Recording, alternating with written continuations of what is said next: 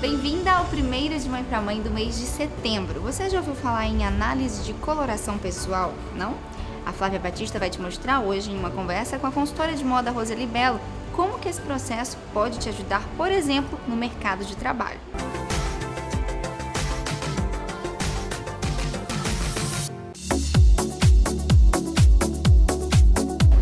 Sabe quando uma celebridade usa um look com uma cor incrível, você tenta copiar, mas ela não fica igual? É porque em cada tom de pele as cores se comportam de uma forma. Hoje eu converso com a consultora de imagem e estilo Roseli Vieira, ela que é especialista em colorimetria, o estudo de como as cores se refletem em nós. Roseli, o que é a análise de coloração pessoal? A análise de coloração pessoal é quando a gente vai identificar as cores que harmonizam com cada pessoa. As cores causam impacto no nosso rosto, na nossa pele. E como o rosto é a sede da nossa identidade, é a parte mais impactada. E aí a gente vai ver que algumas cores causam um efeito positivo, deixam a pele com mais viço, mais bonita. E algumas cores deixam a pele com um efeito contrário, mais envelhecida, com as manchas expostas, com um aspecto mais triste, com ar de alguém que não está saudável. Exato. Agora, gente, vamos partir para a parte prática. A Roseli vai fazer em mim, né, algumas demonstrações de como é a consultoria. Então, Flávia tirou a maquiagem, a gente colocou esse avental, que é uma cor neutra, cinza, colocou também no cabelo, porque Flávia também pinta o cabelo, né? Então, assim, a gente precisa estar com o rosto sem interferência da cor do cabelo, que é manipulado. Tirou o brinco também, o acessório, tirou a maquiagem e a gente vai começar. A gente então vai ver a respeito da questão da temperatura, que pode ser quente ou fria, né? Mesmo quando a temperatura é neutra, ela é uma neutra quente ou é uma neutra fria. E aí a gente vai ver aqui, olha. Aqui, os tons azulados, mais frios, né? Eles ressaltaram um pouquinho a olheira de Flávia, que ela quase não tem, né? E aqui fez uma bolsa. Olha como fez essa bolsa. Aqui, ó, o suco ficou mais fundo e ficou mais arroxeado. Aqui, olha, essa dobrinha, que você ainda nem tem, vai ter daqui a uns 20 anos, ela ficou exposta, né? Roseli, tira, só pra gente poder mostrar essa mágica. Gente, repara sem nada dos detalhes que ela falou. É bolsa, né, e olheiras. Olha só a diferença para vocês terem noção de como é. Aqui, ó, a gente vê que sua pele ficou mais bonita, a cor dela ficou mais valorizada, não é? Os sulcos ficaram mais disfarçados, olha. A cor dos seus lábios ficou mais bonita, então, entre o quente e o frio, né? Olha até a cor dos lábios. Você fica melhor com as cores quentes. Então, nós já vimos a temperatura, que ficou melhor com a temperatura quente. Nós vamos ver agora a intensidade. Com relação à intensidade, as cores podem ser cores mais vibrantes e podem ser cores mais suaves, mais opacas. Então, a gente tá aqui com as cores vibrantes. Você vê que a cor vibrante chegou antes de Flávia. Deixou o rosto dela um pouquinho apagado, porque a cor ressaltou demais. E uma beleza dessa, a gente não quer que a cor chame atenção mais do que a beleza, né? O ideal é que chegue junto. Então, entre esta cor, que são as cores mais vibrantes, e as cores mais suaves ficam mais bonitas, porque valorizam mais a sua beleza. Elas harmonizam, né? Harmonizam com a sua beleza, perfeitamente. E aí, gente, o método sazonal expandido, ele trabalha com as estações do ano. Então tem aqui, ó, outono, verão, primavera e inverno.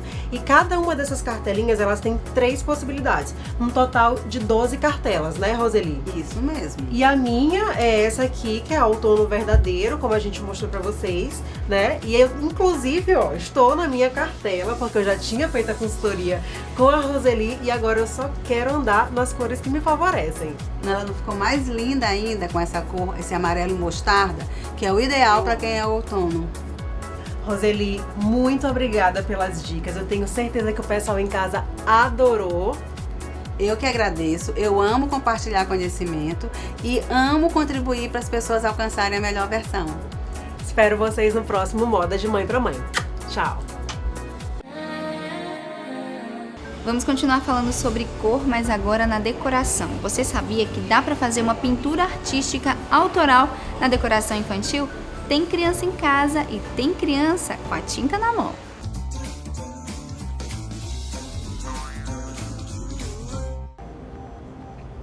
Às vezes você quer decorar a parede de uma maneira diferente. Não quer usar nem papel de parede e nem mesmo uma pintura convencional. Vamos mostrar aqui hoje uma maneira inovadora, onde você pode usar até o toque artístico. A aquarela tem uma textura particular e traz luminosidade e alegria. Você pode usar várias cores ou somente uma.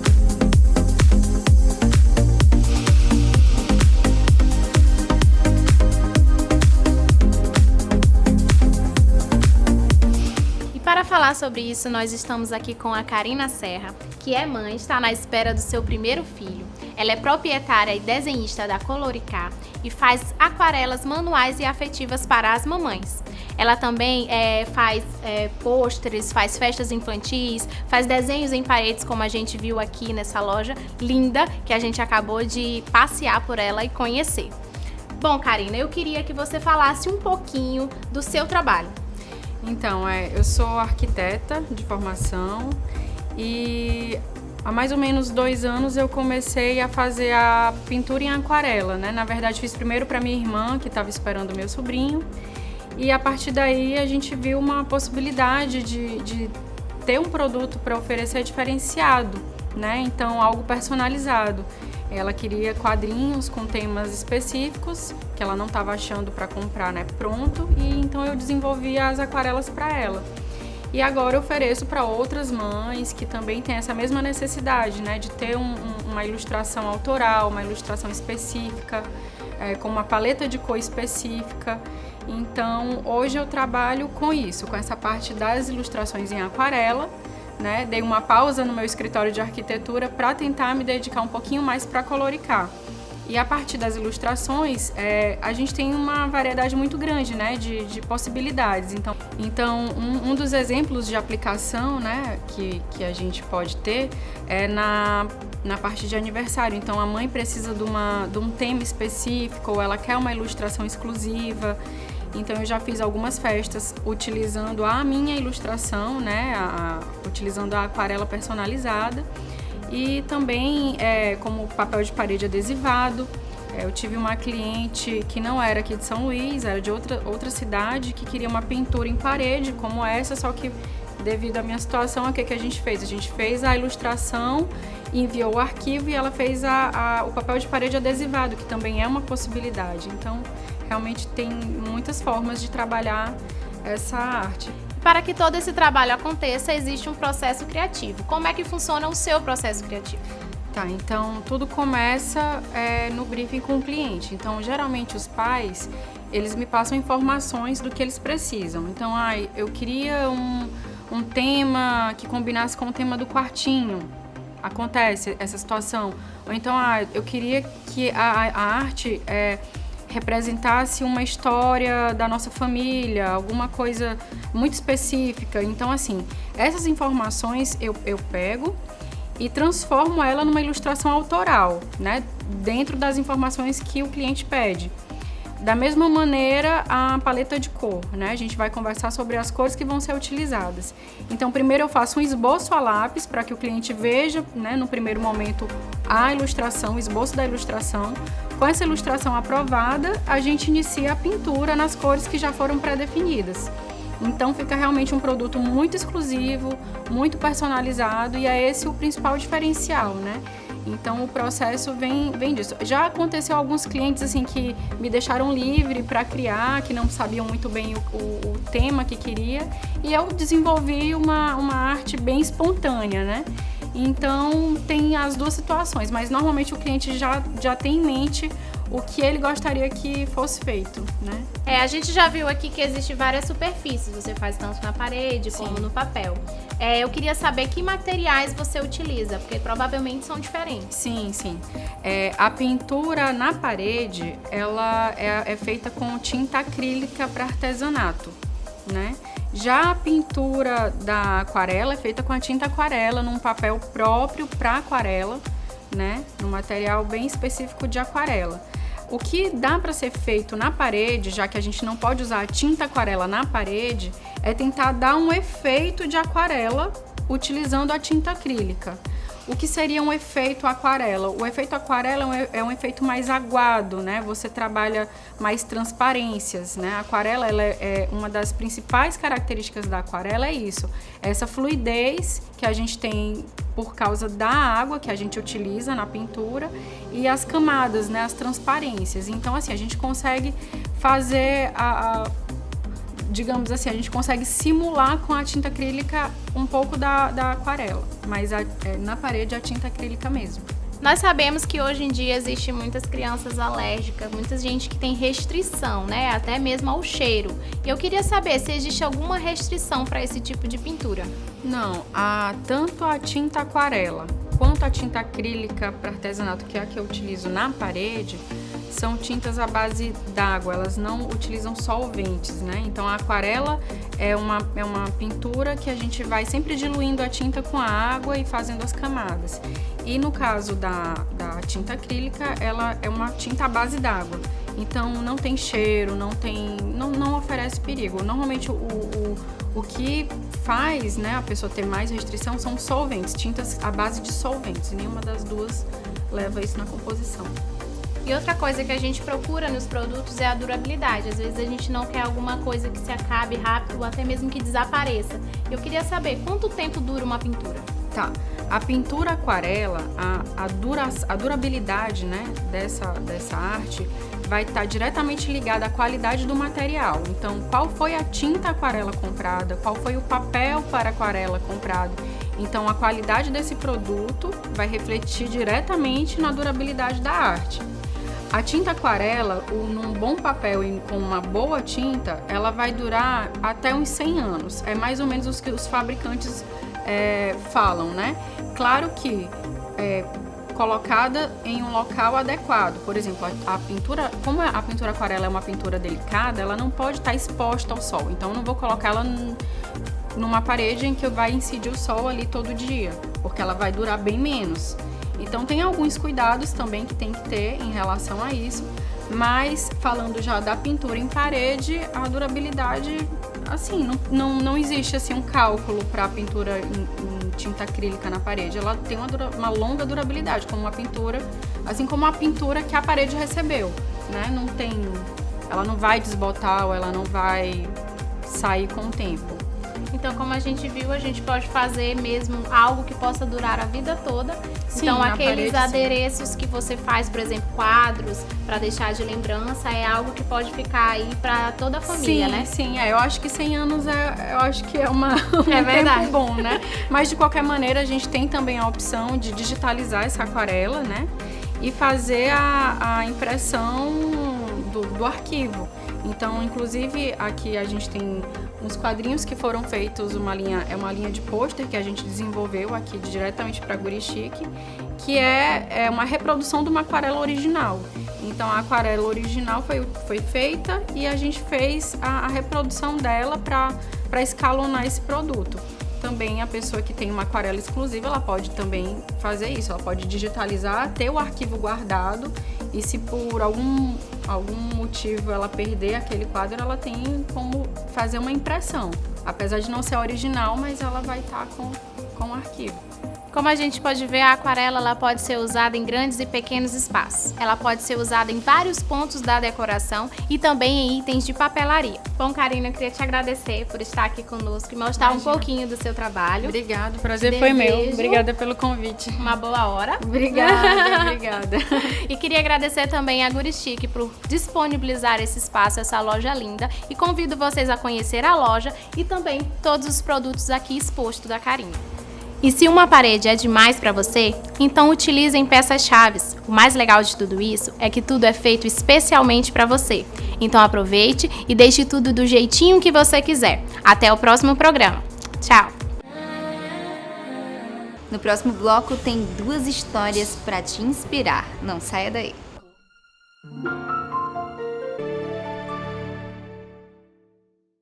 E o De Mãe para Mãe aproveitou que Alice Ferraz esteve em São Luís para fazer uma entrevista e ajudar as mamães que estão interessadas em crescer no meio digital.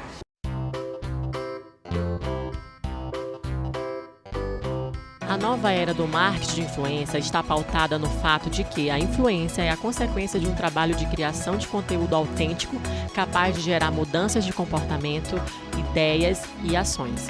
Essa semana, as estrelas F-Hits receberam convidados para um bate-papo sobre maquiagem, o mercado de beleza brasileiro, diversidade e o papel dos influenciadores digitais nesse contexto. E essa é a minha primeira cobertura para vocês e, além disso, eu tô com uma missão de entrevistar a Alice Ferraz, que é a fundadora da plataforma F-Hits. Então acompanha por aqui.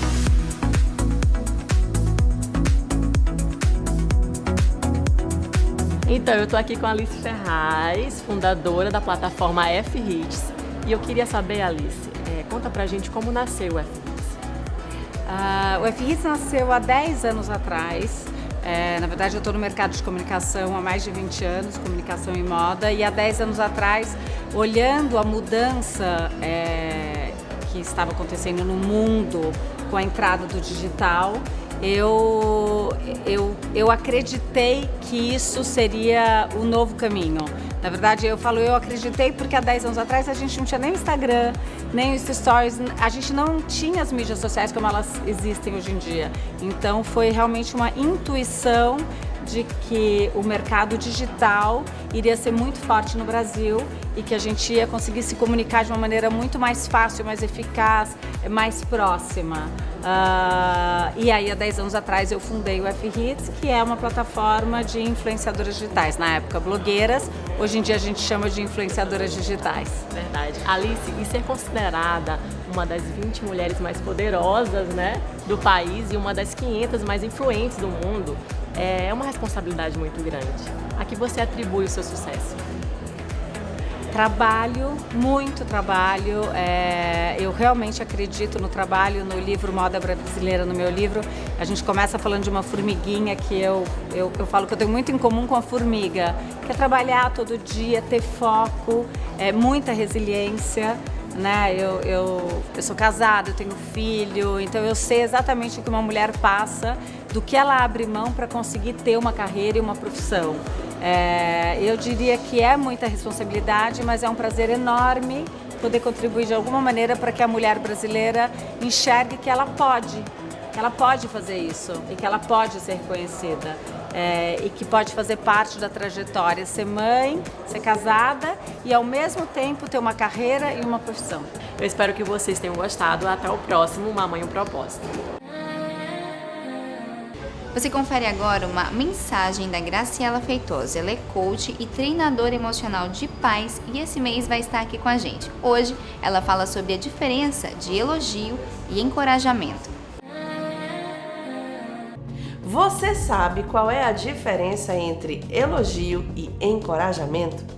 Quando você fala para o seu filho assim: filho, parabéns, gostei muito do seu trabalho.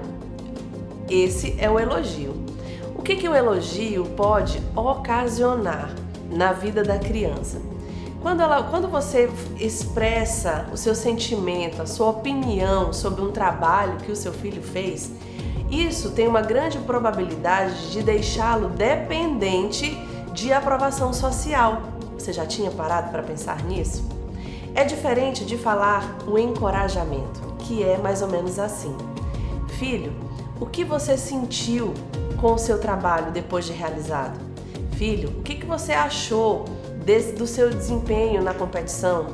Filho, o que você pode melhorar para na próxima oportunidade você vencer? Esse é o encorajamento, que faz com que a criança reflita no que ela fez. Faz com que a criança olhe para si mesma e veja: realmente, eu me senti assim, eu estou muito feliz, mãe, com o que eu fiz, com esse desenho, com a prova, que eu tirei 10, né? Então, são situações, é a mesma situação em que você, como pai e como mãe, vai olhar para o seu filho de uma maneira diferente. Dessa forma, você desenvolve habilidade de vida, que é a dele se sentir autovalorizado, a autoestima dele ficar elevada e transformar o seu filho num adulto muito mais vencedor.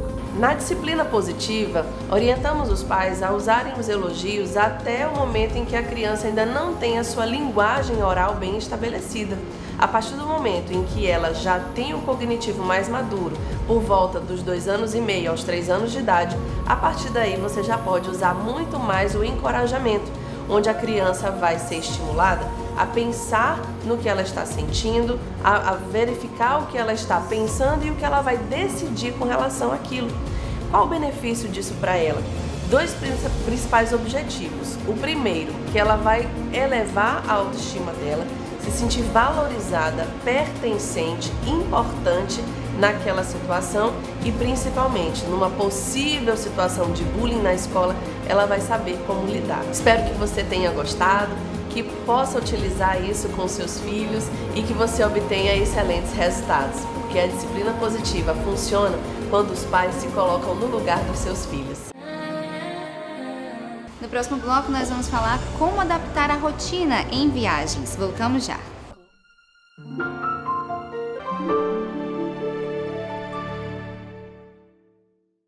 Quem acompanha nas redes sociais já percebeu que a Tayane Lobo está viajando e aproveitou para dar dicas de como adaptar a rotina nessas viagens. Confira!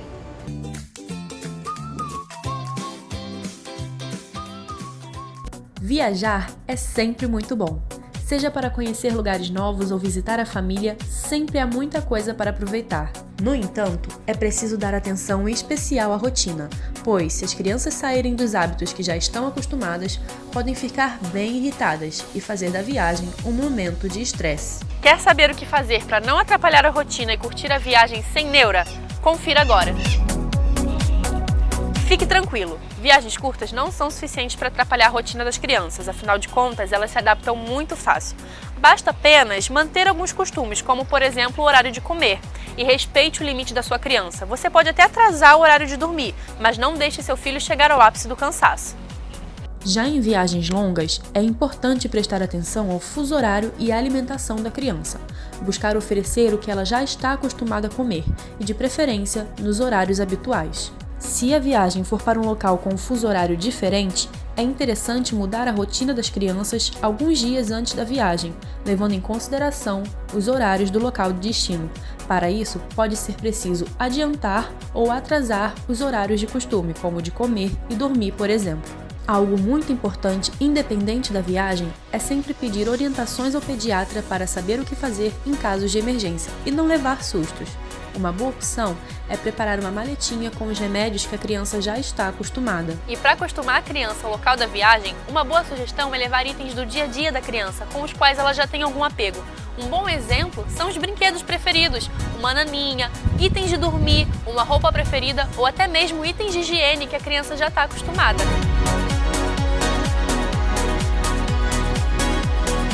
Qualquer mudança vai causar um estranhamento no começo, mas fique tranquilo, a boa notícia é que as crianças são super versáteis, elas amam novidades, por isso faça as malas e vá sem medo. Até a próxima!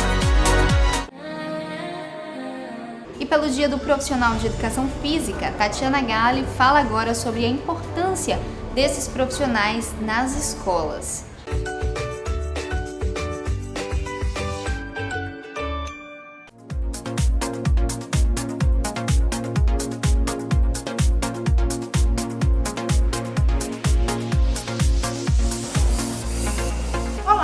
Tudo bem?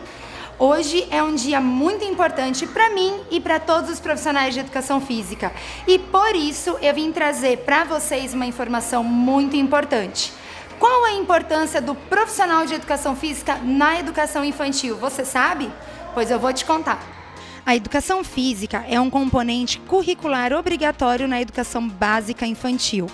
Porém, quem foi designado a ministrar as atividades relacionadas a este componente curricular nas escolas públicas foi o professor generalista, o pedagogo.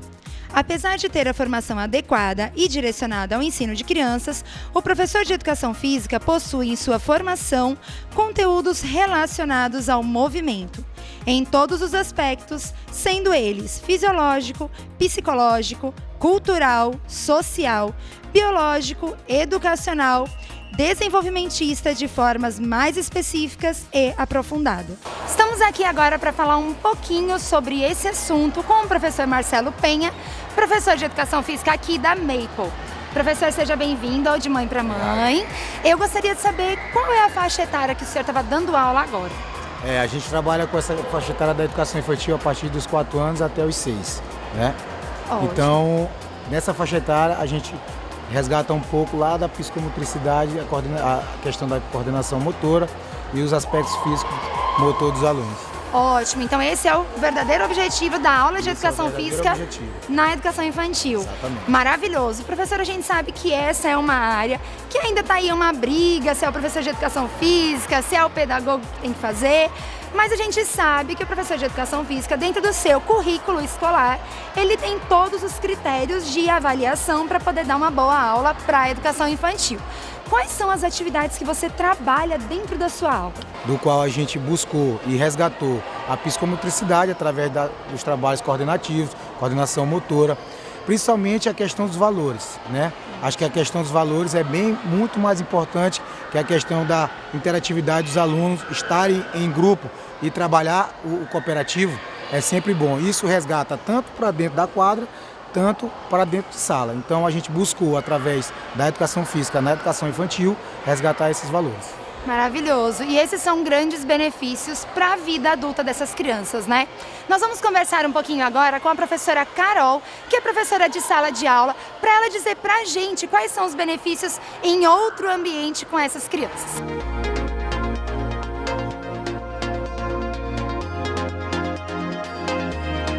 Bom, já estamos aqui então com a Carol.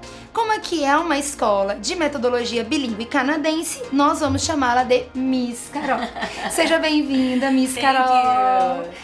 Nós já conversamos com o professor Marcelo e gostaríamos de saber agora do que você tem de propriedade para passar para a gente. O que a profissional de educação física, o que a aula de educação física está trazendo de benefício para dentro de sala de aula com as crianças da educação infantil?